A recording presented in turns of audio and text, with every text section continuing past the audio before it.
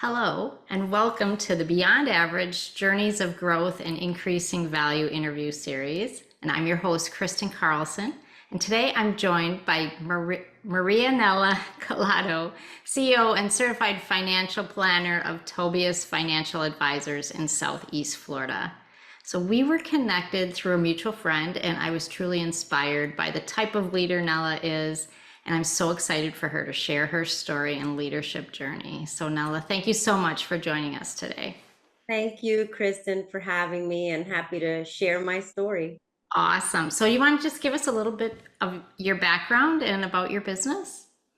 Absolutely. So I am a CPA and a certified financial planner. I started my career with Arthur Andersen in tax. Always been in tax, consider myself the tax guru. But life has a way of putting you in unique situations. Had always worked in tax, and then had after Anderson's collapse, I had gone to a trust company. Had been there for almost 12 years until my husband was promoted, and we had to move to South Florida. And I picked up a pretty god awful commute when I moved here. And I just thought at that point it wasn't sustainable. I had 3 kids, and an opportunity presented itself. I went to an estate planning meeting, and I sat next to this gentleman who told me, he worked in an RIA, an independent wealth management firm, and he was looking for a succession plan. And I thought, well, why is he telling me this? What's he thinking? And the more I learned about him, his practice, the service he provided, I thought, oh, wow, what a way to really make an impact in the lives of clients who really need it and aren't getting this type of service, right? It's kind of like the combination of all the disciplines that affect someone's financial house. So the more I learned about him, the more excited I got. And I thought, maybe this is the time to say goodbye to corporate America. And I'll never forget, I kept listening to that Steve Harvey show, and it was, if you don't jump, you're never going to know if that parachute opens. So I thought, what do I have to lose except this god awful commute that I have right now? And worse comes to worse, I can always go back to public accounting. So I took that leap, and I joined Tobias Financial Advisors in 2015. And I remember just thinking, all I'm going to do is sit in a meeting quietly and just observe, what these conversations are like, what it is that these clients are worried about, because I was accustomed to working with the ultra high net worth. These are folks whose um investment accounts had at least $100 million.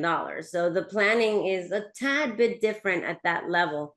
But I thought, I'm just going to listen in and see any opportunities that I have to add value. And that's what I focused on. I didn't focus on the succession plan and taking over. I focused on really learning the clients and finding my playground, right? Because now I'm in a different town and a different playground with different kids. So I needed to figure out, sort of what my flow was, what value I thought I could be able to add to these meetings, and really showcase, my expertise. So that's pretty much the focus. And that happened in 2015. And I don't know if you want to me to go right into the full succession, but by Yes, that'd be great. by 2016, the founder decided that it was time. He had built out a succession plan on how he was going to slowly transfer interest to myself and my partner, and that was going to happen over a 7-year period. But it just so happened that his wife became really ill, and he pretty much accelerated the whole plan. And so by the end of 2016, he had decided he didn't want to be that absentee owner, and he didn't feel like it was doing justice to his clients. So he decided that was the time to really rip the Band-Aid and go full transition. So we started that in 2016 and completed it by April of 2017. And remember, my focus was on building trust with the clients, learning them, looking for an opportunity for Nella to put her secret tax sauce on everything that was happening. And so the magical thing was that we did such an amazing job really earning the trust of the clients and putting our footprint on everything we were doing. Like, we had agendas now, the meetings were organized, our look was different, we revamped the website. So we started doing all these things while we had the founder with us and sort of blessing everything that was happening, which is so key, right? Because I think sometimes when you have successors that are eager to take over the business, they're so eager to take over the business, they want to quickly push out the old, right? Push out the old. I'm new, I want to do it my way. And that could really, be a situation where you shoot yourself in the foot, because we were embracing we still have the founder here and he's so proud of what we're doing, right? So we had him sort of really announcing and being so proud of what was happening while he was still there, that by the time we had done the full succession in 2017 and we were announcing it to clients, they were thinking, some of them even said that hadn't happened already, because they saw how, like the freshness that we were bringing while Ben was still there. And so that was, I would say that that's probably one of the things I'm most proud of, is how seamless this succession plan went, especially in our industry. Clients get really attached to their financial planner. It's a very personal relationship. And so it's not like you could just, all right, take this person out, put this person in. So many things have to click, right? Values, alignment on views. So that's not an easy thing to just, plug and play. But if you do it right and you do it with this idea that my focus was really making sure that the client felt heard and taken care of, so that by the time we announced this big change, it didn't phase them. In fact, they thought it had already been happening, because they saw so much of us and so many new things happening at the same time. Excellent. So something that we discussed last time we chatted too was that you've already started succession planning with your company, even though you don't have, an urgent need to leave. So can you talk just about how you're weaving that into your strategic planning? Right. And I think one our thought process is, again, the industry that we're in is so personal, right? We're not making widgets. We're working with people. We're sitting with people. We're talking about their families, their fears, it's such a personal relationship that early on, like when I came on board, we were all of 5 people. And Ben pretty much, it was Ben being the advisor and he had support. So I quickly realized that one of the things we needed to change was this idea that it's a one-person show, right? And in order for us to scale what we were doing, we needed to really make it seem like this is a team effort. And so trying to get the buy-in from Next Gen, trying to hire really good talent, really good people, focusing on their character, them being sharp, and then the rest we can teach, right? So I always say culture first. So when we realized that maybe we had come across the secret sauce of developing a good team, right? Hiring for cultural fit, really focusing on people that embody all the values that we really embody as we do what we do every day. And so one of the things I quickly learned is, in order for these people to feel like they truly have a vested interest in our success, collective success, I needed to think beyond what, previous founders were thinking about, right? It's, I'll wait until I'm 65 and then we'll talk succession. Because what happens is you're going to have a revolving door, right? What is tying in these next gen planners and next gen future owners if you're not giving them a taste of what they're creating themselves?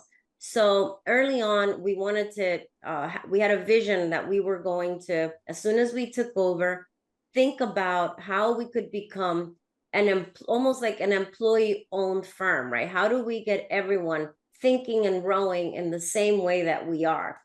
And so, and the consultants thought we were crazy. They're like, you guys are in your 40s. This is not what people typically do. And we said, we understand this is not typical, but we want to do this because we get more engagement. And I have to tell you, I feel like I've been so blessed to have an entire team of people that all behave like owners, like truly care about our business and our clients, that they behave like owners. So why not get them there? So that's one of the things we started. We started this project about 2 years ago just to build the framework about for what that meant. What was the path to partnership? What were the qualitative qualities that they needed to have, and just kind of quantifying, what are the things you should be doing, how you should be behaving, and then really quantitatively, how many relationships are you managing? What does that represent to the firm? So really aligning their personal development to their career development and what they're doing for the firm. And so we had our first round of partners come in 2024, early 2024. And it's exciting. And the partners that came in, they were already behaving like owners. But I did see just a spark of change. They went from really caring before, which they did, but it's like really caring with the things you can't teach, right? And I'm seeing it in one of the lead advisors, female lead advisor, Yesenia, who's now a partner. She's always been amazing, and I think this new ownership has just sparked an extra level of care. Maybe it's just me imagining it, but I think it does something. When you own, when there's skin in the game. Awesome. I agree with you too. And they really can see that future for themselves, right, in your company. So that's awesome. So, what is that secret sauce or differentiator that Tobias has against the other financial advisory firms in the industry? I like to say that we have an energy detector. But it really starts with the hiring process. And I know people will often say, oh, hire slow, fire fast. But what does that mean? What is hire slow? And so one of the things that we really started focusing on is what were some of the assessments we needed to do. Now you can't always get it right. You hope you do. And this is, as a business owner, probably the hardest part of what we do is the people management. And trying to hire the right talent is crucial. And trying to get it right. How do you get it right? It's almost like being a mom. It's like I'm doing the job, but I don't know if I'm getting it right. And you won't know, right, until you have the success that this person is really invested. They're buying in. They're helping create this culture. But one of the things we try to do is we have all these assessments up front. And yeah, there might be some cognitive things, but I'm looking for the non-cognitive things. Cognitive is important, but I'm looking for things like grit, right? Is this person going to have the perseverance to keep at it when, we're going to have bad days. We work with people, so we're going to have good days, we're going to have bad days.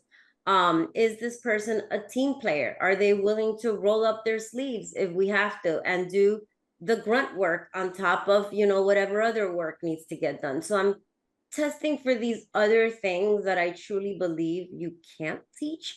Because once you have a kind person, I think that's what I would say. You can't teach someone how to care for the most part, right? You have to be a kind, caring person. And then the rest, if the person is smart, right, they have good background, good experience, then it's easy to layer in some of the technical things. So focusing on that is important, hiring the right people, and then immediately identifying when someone is not right.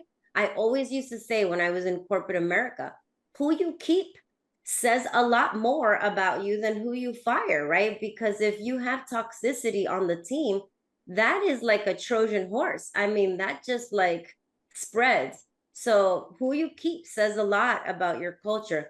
So I've had situations where, you know what, this person is smart, but they just don't fit in.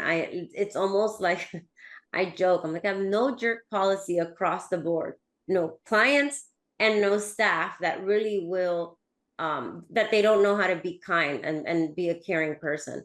So that's also key is acting quickly when we're seeing that this person is not aligned with the values that we, they make me wake up every day proud to be building what I'm building, right? So if someone doesn't align with that, then it just doesn't fit in.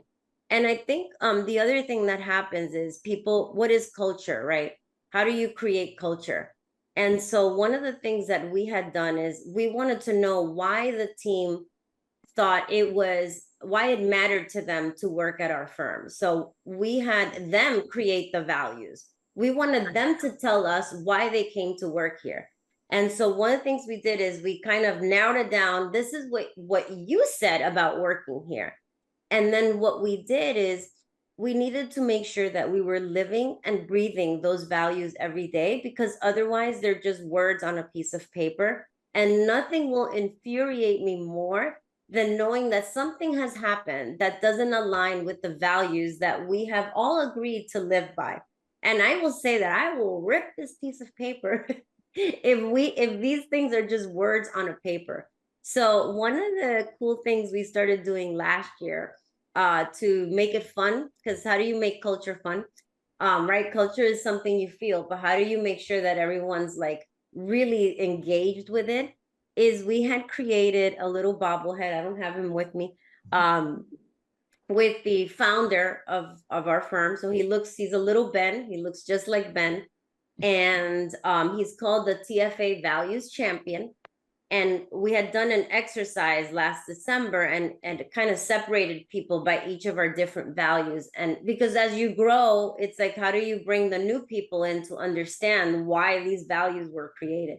So we had people pick a card and they had to get with their group based on the value that they had selected. And they had to explain what that word meant to them and how do they apply it every day at Tobias. And now little Ben gets passed around. So when someone observes that someone has really demonstrated one of our values, the award is passed along. And then that person is tasked with identifying someone else going above and beyond and passing little Ben around. So that's how we try to keep these things alive. Otherwise, it's just words on a paper and it's meaningless. Awesome. Well, that's just music to our ears as business coaches about building that culture. And what even something you said early on is that how are they contributing to creating your culture versus just being there and being a part of it, but giving back, being a part of building something even better. So congratulations. That's super Thank you. awesome.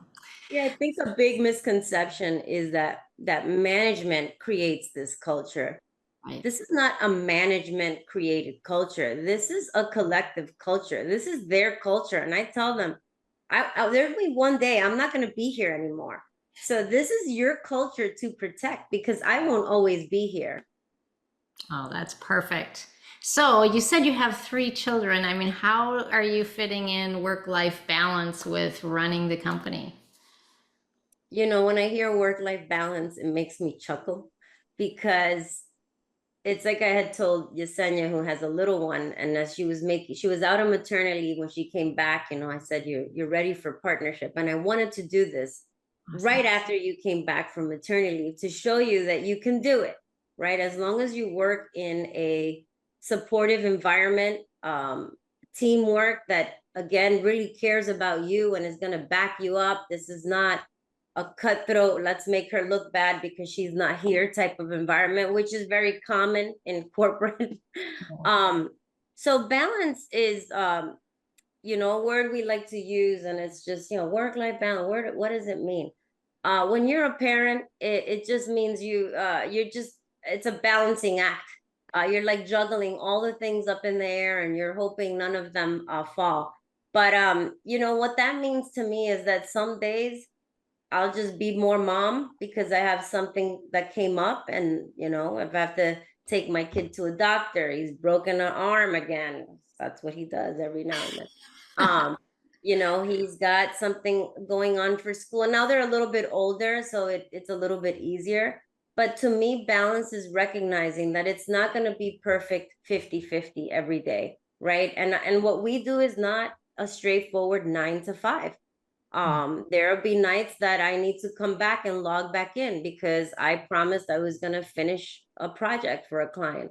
So to me, balance is just knowing that there will be some days where you're more mom, and then some days where you're now more owner, right? Business owner.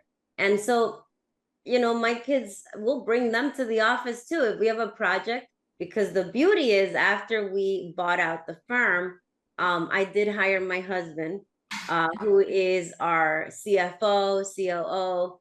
So this was super helpful because I quickly realized that while I love what I do, working with clients, training, next gen, all of this fuels me. What is draining is actually running a business. And those are two different things. I remember, once we signed on the dotted line, thinking like, oh, now let me put my marketing hat on. Let me put my CFO hat and pay bills, or HR. So that's been a game changer because now we do work together. And so it makes it a lot easier for the two of us just to juggle things we have going on for the business with the kids. You make it work. And I think for a lot of people who are starting their career, I cannot stress enough how important it is to find that environment that is truly going to be supportive of whatever you have going on personally. Because that's, when you work with a team that genuinely doesn't care what you have going on at home, that's where it's stressful, right? You have a sick kid and they don't care. You need to come, like, that's not my thinking. We're humans. So you have a sick kid, don't worry. We've got you. Go take care of what you have to take care of. When you're done, you come back. And I think that's the environment that I had the luxury of working in, and that's the environment that I want to keep creating for my team. Wow. Well, thank you so much for sharing why your company and you are totally beyond average. I mean, what does 2025 look like for you guys? Exciting things are happening. We're very strategic. We take 2 days, two, sometimes more days out of the year to work on the business. That is critical, right? I can't just be like a hamster in a hamster wheel. We have to step out and see how many more wheels we have to add here because um we take time away from the business to think strategically. When we bought the firm, we managed a little under $300 million, and that was in 2017. And we're now at the cusp of crossing over a billion. So yes, yeah. So thank you. That's a combination of all the things we're doing. So we've laid out another 5-year plan because we've reached that mark. And so for next year, we will be crossing over the billion, which is a huge milestone for firms like ours. That just puts us in a whole different category. To continue to focus on that.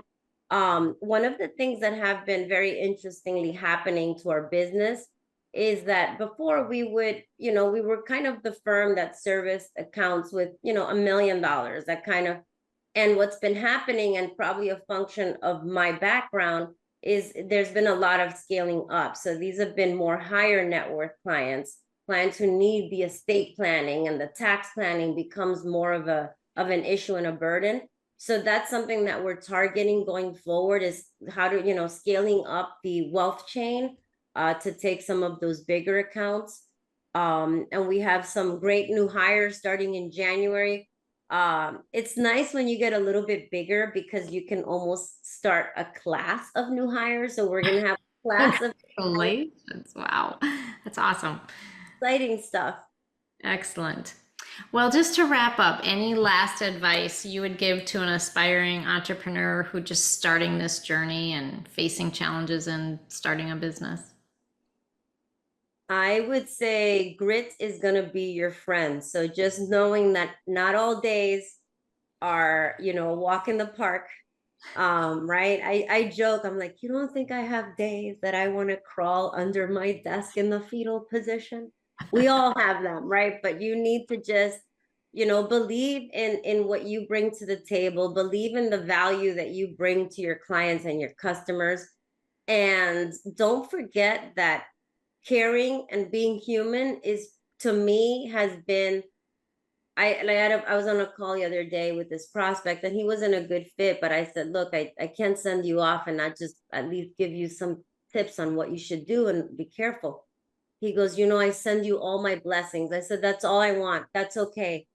So being that caring human person, that goes a long way. So I don't know, maybe I believe that there's a higher power there. All those blessings are working, but yeah, just believe in your product and be genuine about it with your team and your clients and your customer. And I think that pays itself in dividends.